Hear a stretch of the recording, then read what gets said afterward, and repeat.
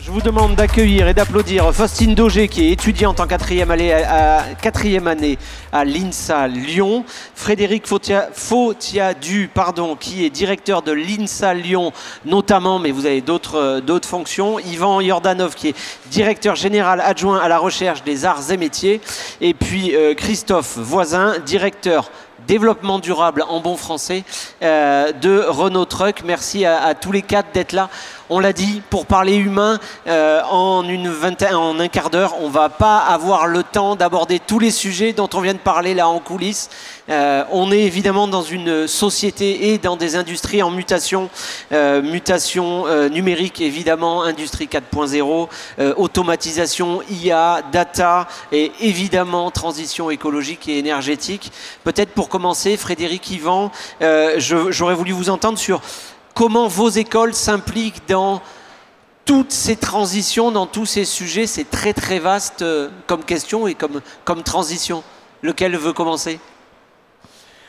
Merci beaucoup pour la question. Alors comment on s'y implique fortement, totalement? D'abord parce qu'on est aussi poussé par les générations que nous accueillons, c'est un point important, et que nous y sommes aussi appelés par l'ensemble des partenaires industriels pour lesquels nous formons ces nouvelles générations d'ingénieurs. Donc aujourd'hui, je crois qu'on peut dire qu'en France, d'une façon générale, toutes les écoles se sont saisies du sujet, certaines plus vite que d'autres. Celle que j'ai l'honneur de diriger a été assez pionnière en la matière, en travaillant en particulier avec The Shift Project sur les questions de décarbonation, sur les questions d'économie circulaire. Et ces écoles repensent profondément leur schéma de formation, alors à la fois les contenus, l'esprit dans lequel ça se construit, et puis la façon dont ça se développe aussi avec les entreprises aujourd'hui et la société en général. Aujourd'hui, on a une aspiration au sens des jeunes générations et surtout une volonté de contribuer. La volonté d'impacter par son travail les grandes transitions, c'est-à-dire arriver à décarboner, arriver à travailler à une meilleure circularité des flux, à repenser les écosystèmes industriels, les technologies qui émergent et celles qui vont émerger.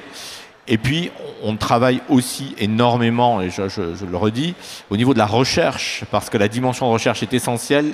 Il n'y aura pas de mutation sans transformation profonde des processus, il n'y aura pas de transformation des processus sans recherche amont. Et ça, c'est aussi le rôle de nos écoles, ce que nous savons faire. Yvan, Frédéric, il y a deux mots peut-être réagir. Il a utilisé partenaire et puis il a utilisé sens. Ces deux mots aussi qui vous parlent ?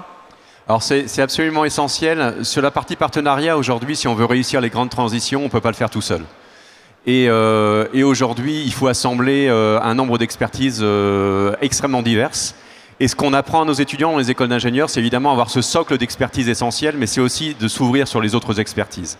Et pour leur apprendre ça, on leur montre par l'exemple, on leur montre par la recherche qu'on effectue. Et aujourd'hui, les grandes transitions et la façon dont on accompagne la recherche en France et la recherche auprès des territoires et de l'industrie, il y a des systèmes qui fonctionnent très bien et qu'on a fait fonctionner depuis 20 ans, par exemple les instituts Carnot. Un institut Carnot, c'est quoi? C'est un groupement de laboratoires. Si vous avez un industriel qui a une complexité, un problème complexe parce qu'il a besoin de se transformer, il va avoir un institut Carnot. Et cet institut Carnot va pouvoir, avec les autres instituts Carnot, dans la nécessité de la transdisciplinarité, va pouvoir construire l'équipe de recherche qui va aborder les aspects de transition environnementale, les aspects économiques et les aspects d'IA. On va parler d'IA frugale, d'IA intégrative pour l'industrie. On va parler d'implantation, de problématiques de sol, de pollution de sol, de dépollution. Donc on s'aperçoit que tous ces aspects-là sont extrêmement multidisciplinaires. Donc dans nos activités de recherche, au sein des instituts Carnot, on vient aussi avec l'Institut Mines Télécom de créer un réseau de campus labellisés Solutions pour l'industrie du futur. Donc on est en collaboration. Avec l'INSA de Lyon, l'Institut Mines Télécom, l'Institut Agro et d'autres établissements, on vient de créer aussi une alliance pour aborder les questions de changements territoriaux et industriels. Et on le fait ensemble parce qu'on a besoin de cette transdisciplinarité. Donc on le fait au niveau recherche et on le transmet au niveau formation. Christophe, peut-être, Faustine, je ne vous oublie pas, je vous donnerai la parole après. Christophe, le point de vue de l'industriel finalement face à ce qui vient d'être décrit là. Alors oui, il y a des choses qui se font en réseau, entre écoles. Comment vous placez en tant qu'industriel vis-à-vis de ces écoles d'ingénieurs? Et puis peut-être pour commencer, on parle de transition chez Renault Trucks. La première des transitions, on imagine que c'est l'électrification, mais il y en a sans doute d'autres. Oui, alors, si on parle de transition dans l'industrie du transport... Parlez bien dans le micro, comme ça. Voilà. Évidemment, de loin, le premier des enjeux, c'est de décarboner le transport. Si vous regardez la chaîne de valeur du transport, d'un camion, entre l'extraction de matière jusqu'à la fin de vie du camion, 95% des gaz à effet de serre qui sont émis, ils sont émis pendant la phase d'usage du camion. Donc j'allais dire que le reste pèse pas très très lourd. Premier objectif, c'est donc, je décarbone le transport, je donne des solutions à nos clients de transport qui permettent de déplacer des tonnes kilomètres avec le moins de CO2 possible. Ça, c'est la première chose. La deuxième chose, qui est également un enjeu assez significatif, c'est quand même tout ce qui est produits chimiques, les PFAS. On commence à en entendre sérieusement parler. Des réglementations sont en place pour les produits chimiques, arriveront pour les PFAS. Et c'est également un enjeu, c'est-à-dire apprendre à développer des composants avec les mêmes qualités thermomécaniques, si je puis dire, mais avec en se passant de certains composants chimiques. Ça, c'est également un point assez important.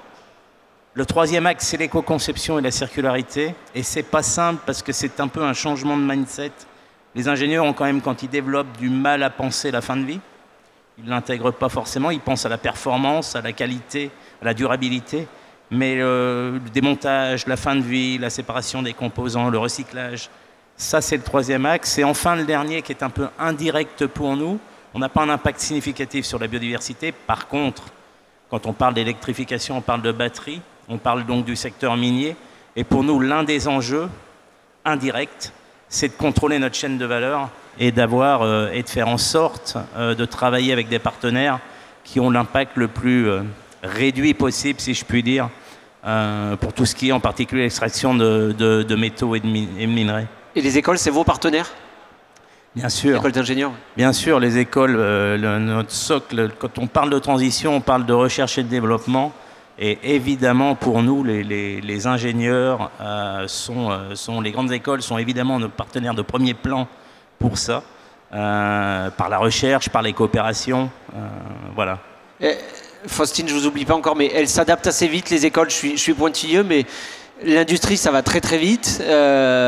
L'éducation, parfois peut-être un peu moins. On peut dire que c'est un gros mammouth à déplacer. Alors pas forcément les écoles d'ingénieurs, mais ils répondent assez vite à votre demande d'adaptation finalement. Oui, je pense que le propre d'un ingénieur, c'est de s'adapter, en fait. Et on en parlait un petit peu précédemment.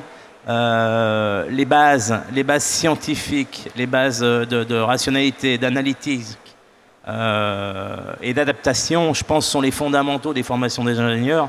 Donc, ils arrivent à suivre, bien sûr, ouais, à mon sens. Bon, c'est votre point de vue. Faustine, j'ai voulu non pas vous donner la parole en premier, mais en dernier. Après ces trois hommes aux cheveux blancs, ou quatre d'ailleurs, je me mets dedans. En tant qu'étudiante, quand on parle de transformation de l'industrie, vous êtes d'accord finalement avec tout ce qui vient d'être dit? Oui, en effet, les transitions, on vous en parle sur les bancs de l'école. Oui, c'est des sujets sur lesquels vos professeurs ou les intervenants professionnels sont au point, ou la jeunesse, elle donne la direction, là, et il faudra un peu qu'ils se bougent?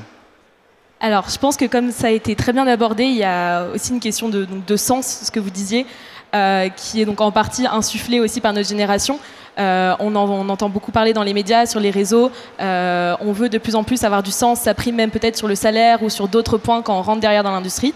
C'est vrai ça? Alors voilà, justement, maintenant actuellement, est-ce que c'est vrai ou pas? Déjà au niveau de la formation, peut-être que je peux encore mieux en parler parce que c'est le cas actuellement. Oui, en tout cas pour l'INSA Lyon, je ne peux pas être porteuse pour toutes les écoles, mais en tout cas pour l'INSA Lyon, on va avoir des formations qui vont être tournées vers l'industrie. On est énormément sensibilisés. On va avoir pas mal dès la classe préparatoire, il y a des modules qui sont mis en place à côté, donc on est vraiment pourtant dans des études en classe préparatoire qui sont assez scientifiques. On a quand même des modules à côté pour sensibiliser à tout ça. Mais ensuite, quand on continue dans nos départements, on va avoir des modules d'éco-conception, des modules sur la réindustrialisation, etc. Et surtout, il y a 2 points, c'est que nos enseignants sont chercheurs à côté, donc enfin pour la plus grande majorité. Donc on va avoir tout cet aspect innovation et toujours au plus près des besoins industriels qui nous est enseigné directement dans nos cours. Et en plus de ça, à côté, on va avoir des intervenants qui viennent, donc des industriels. Un exemple tout bête, mais hier c'était le cas, on avait une entreprise qui est la marraine de notre promo, qui est venue tout l'après-midi pour nous faire des retours d'expérience, comment ça se passe dans l'industrie, on pouvait poser toutes les questions, etc.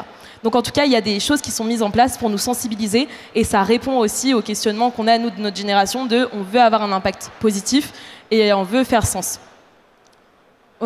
Non, mais quand vous arrivez dans une entreprise en stage, en alternance, en découverte, cette réalité-là des transitions, vous me le disiez un peu en coulisses, parfois c'est un peu vous à vous de dire à l'industriel, et là-dessus tu fais quoi? Alors là, je peux en parler du coup plutôt du scope de la junior entreprise. On l'a dit précédemment, donc je suis président de la junior entreprise de l'INSA Lyon. Et donc en une phrase, notre mission, c'est de mettre en relation les étudiants de l'école avec des industriels, des entreprises, pour réaliser des prestations dans l'industrie ou dans la digitalisation. Donc en fait, on va accompagner ces entreprises, notamment dans le bassin lyonnais, sur des projets hyper concrets. On va par exemple intégrer l'intelligence artificielle dans leur processus, les aider sur de l'éco-conception, etc. Et alors là, on va avoir deux choses. On va avoir des personnes qui viennent nous voir avec cette envie de faire changer les choses, soit parce qu'ils se rendent compte qu'ils sont en retard et donc il faut vraiment faire avancer les choses, soit parce que c'est de l'innovation, ils ont des pôles internes qui ont envie, ou alors ils viennent nous voir pour des projets annexes, et c'est nous qui allons être porteurs, qui allons être force de proposition sur comment, pas trop le mot, mais verdir les projets qu'ils nous proposent. Les transitions, parce qu'il y en a beaucoup en ce moment, quelle est peut-être la plus dure à aborder ou à faire apprendre à vos élèves? Je ne sais pas si on peut apprendre une transition, si... Alors je ne suis pas certain qu'on puisse en distinguer une parmi les autres, parce que le propre des transitions, et ça a été très bien dit, c'est la nécessité de travailler en interdisciplinarité, en visant même la transdisciplinarité. Et en fait, c'est l'approche systémique qui est la plus ambitieuse. C'est comment est-ce qu'on fait pour mobiliser l'ensemble des savoirs, ensemble dont le corpus ne se réduit pas avec le temps, vous l'aurez évidemment observé, pour dégager cette vision systémique, cette compréhension et cette capacité d'interagir en complexité en intégrant tout. Le cycle de vie des produits, la décarbonation, l'impact sur le vivant, de plus en plus l'impact sur le vivant, on parlait des PFAS, le vivant c'est l'homme, c'est les milieux, les impacts sociaux, et cette préoccupation sociale est aujourd'hui aussi au cœur des métiers des ingénieurs. Donc ce qui est aujourd'hui le vrai défi, c'est d'arriver à intégrer toutes ces dimensions dans des formations à la fois d'ingénieurs, mais aussi de cadres intermédiaires. Vous posiez la question de la réactivité par rapport à ces mutations. Les écoles d'ingénieurs mutent aussi, sortent de nouveaux produits de formation pour répondre plus vite aux besoins de l'industrie aussi. Est-ce qu'il y a besoin aussi d'offrir des réponses, ou là les industriels, est-ce que vous demandez, vous, que les plus anciens, ceux qui sont déjà dans l'entreprise, soient accompagnés aussi pour évoluer avec ces mutations? C'est un des enjeux peut-être aussi, que ceux qui sont déjà en place saisissent ces opportunités-là? Ouais, les nouveaux arrivants nourrissent, évidemment. Nourrissent, apportent une vision différente, une vision plus dynamique, plus, j'allais dire moderne. Je ne sais pas si c'est moderne, mais en tout cas apportent un autre point de vue. Ça, c'est fondamental. Et oui, évidemment, dans la transition de nos métiers, les jeunes, les nouveaux arrivants sont importants.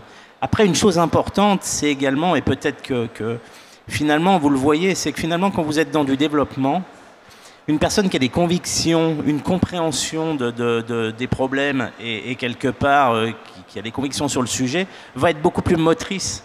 Cette personne va intégrer beaucoup plus et quelque part va entraîner les autres. Je pense que ça, c'est peut-être un élément qui dépend des personnes, de leur sensibilité, mais là où les écoles ont peut-être un rôle à jouer de s'assurer de cette connaissance, cette prise de conscience large de tous les problèmes que l'on rencontre en tant que société et comment y répondre dans leur métier au quotidien. Faustine, vous avez le sentiment justement qu'on vous donne une vision assez large de toutes ces évolutions, tous ces développements? Je pense qu'on nous donne des clés. Je pense qu'on ne pourra jamais nous donner assez de clés pour tout voir, et c'est aussi à nous d'être assez curieux pour aller voir ce qui se passe à côté, ce qui se passe sur le marché. Et ça, c'est aussi une force, je pense, de l'INSA Lyon, c'est qu'on ne nous forme pas qu'à être des ingénieurs, mais on nous forme à être curieux, à être ouvert d'esprit, etc. Donc on nous donne pas mal de clés, ça c'est sûr, avec des interventions, des formations, etc. Mais c'est aussi à nous d'aller chercher en fonction de nos appétences, en fonction du milieu qui nous plaît, ce qui se fait dans le marché, Je pense qu'il y a deux choses. Il y a par exemple aller chercher un stage qui a du sens directement. Je sais que par exemple ça va être mon cas et je me tourne vers les énergies nouvelles pour mon stage d'industrie. Mais il y a aussi se dire, bah maintenant j'ai pris ces clés, je sais comment faire évoluer les choses et je vais aller dans une industrie qui n'est pas, où c'est pas encore le cas, parce que justement je suis la nouvelle génération et je peux aller faire changer les choses à mon niveau. Yvan, vous formez les étudiantes et les étudiants à aller, je vais le dire, le mot évangéliser dans les entreprises. Alors bien sûr, et puis ça sera un petit peu ma conclusion personnelle. On a des étudiants qui sont très investis, qui veulent donner du sens et qui refusent d'aller travailler dans certaines sociétés qui polluent énormément. Et notre discours, c'est aussi justement de leur dire qu'il faut aller travailler dans ces industries parce que c'est eux qui vont les transformer. Donc ça, c'est vraiment essentiel. Aujourd'hui, on a besoin de l'industrie, on a besoin de la décarboner, on a besoin d'une industrie qui soit régénératrice. Et c'est nos étudiants qui doivent aller à la limite dans les industries les plus en retard dans ces domaines-là pour les transformer le plus rapidement possible. C'était dit avant, donner envie aux jeunes générations d'aller dans l'industrie. Le mot de la fin, c'est ça, c'est donner envie d'aller bousculer les industries finalement. On va dire les accompagner dans leur mutation. Les accompagner, on peut un peu pousser, on peut suivre un peu, mais il faut faire avec. Et je crois qu'aujourd'hui, notre force, c'est la capacité que nous avons à accompagner ces mutations en France et ailleurs. Chez Renault Truck, vous voulez être bousculé, accompagné? On est bousculé. Je veux dire, on a ce qu'on appelle l'attractivité, l'identité de marque. Et ce qui a été dit à l'instant est fondamental. Nous, le transport, on est une partie du problème. Ce qui est sûr, c'est qu'on est une partie de la solution. On ne va pas revenir au charrue. Il faut qu'on ait des ingénieurs qui viennent, qui nous aident et qui permettent de décarboner le transport pour qu'on ait un impact bien moindre, tout en assurant toujours des services de transport parce que pour la sécurité, parce que pour l'humain, on a besoin de cela. Merci à tous les quatre. Faustine, vous êtes prête à aller bousculer les industries? Oui, bah justement, ça a été très bien expliqué, mais c'est nous qui allons y travailler plus tard, donc autant la construire comme on a envie qu'elle soit, et on parle de sens, donc autant y donner du sens. Merci beaucoup, c'est le mot de la fin. Merci à tous les quatre, on peut les applaudir. Merci d'avoir été sur la scène de Global aujourd'hui.